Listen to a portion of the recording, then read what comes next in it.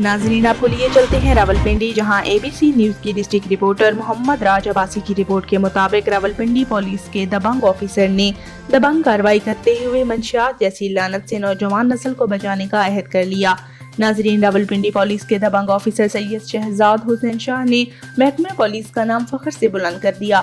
रवां साल old airport police थाना की हदूद में मुजरिम अजमल नामी शख्स को 1 किलो 470 ग्राम चरस के साथ रंगे हाथों गिरफ्तार किया गया। पुलिस ने ठोस शवाहिद के साथ मुलजिम को अदालत चालान किया।